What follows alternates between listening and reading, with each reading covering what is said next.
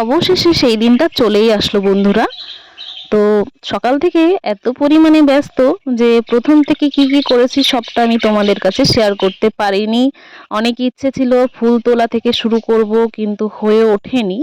বাড়িতে হঠাৎ করে কোনো কাজ নিলে এমনটাই হয়। আশা করি তোমরাও বুঝতে পারছো আমি কি বলতে চাইছি।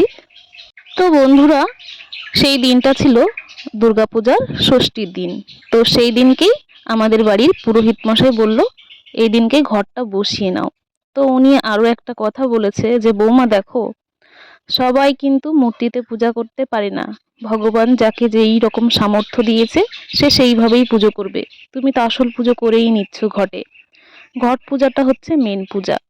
তো পুরোহিত যেই বিধানটা দেবে আমরা সেটা মেনেই চলবো, তাই না? তো যাকগে, সকাল থেকে ভোগ রান্না করা শুরু হয়ে গেছে। অল্প একটু একটু করে আমি শেয়ার করছি। এইদিকে আমাদের পুরোহিত মশাই চলে এসেছে, মানে জ্যাঠামশাই। তো উনি ওনার যা রেডি করে পুজোয় বসে গেছে। ঠিক আছে। তো যাকগে, আমার খুব ভালো লাগলো। তো যে আসার সে আসবেই, যেভাবে হোক, সে ঘটে বা মূর্তিতে আসার হচ্ছে মেন কথা। তো এই বসে মানে এই বছরেই ঘটেই পুজো হলো। জানি না কবে আমি মূর্তিতে পুজো করতে পারবো। তোমাদের ভালোবাসা এবং আশীর্বাদ থাকলে অবশ্যই একদিন হবে। তো এখানে আমার শ্বশুর মশাই বসেছে, এক সাইডে শাশুড়ি মা, আর প্রচুর গরম পড়ছিল জানো বন্ধুরা।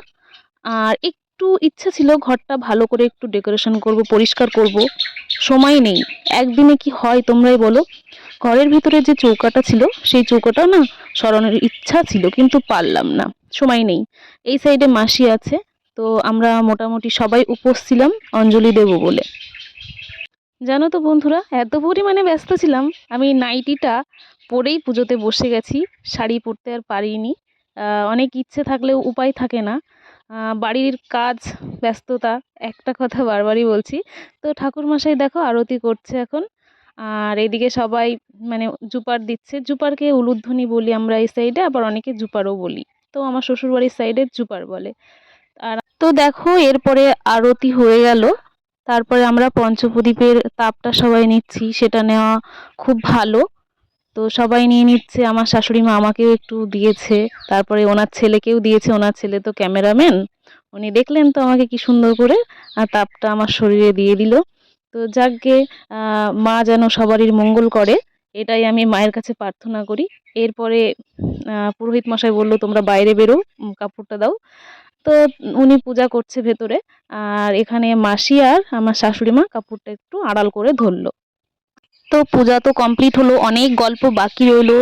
সব গল্প আরো অন্য একটি ভিডিওতে আমি শেয়ার করব। তো আজকের ভোগে কি কি রান্না হয়েছে, এইদিকে পুজো তো কমপ্লিট হয়ে গেছে, সবটা একটু একটু শেয়ার করছি। দেখো যা যা লাগে সবটাই মানে দিয়েছি, দেওয়ার চেষ্টা করেছি। মা আমাদের যতটা জুটিয়েছে। এরপরে পুরোহিত মশাইকে একটু সুজি দিলাম বাটিতে, উনি সুজি ছাড়া কিছুই খাবে না বলল। তারপরে আমরা সবাই দক্ষিণা দিয়ে ওনাকে প্রণাম করলাম, উনি আমাদের আশীর্বাদ করলো। তো আবারও বলছি মা যেন সবারই মঙ্গল করে, সবাই খুব ভালো থেকো, সুস্থ থেকো, আবার অনেক গল্প হবে।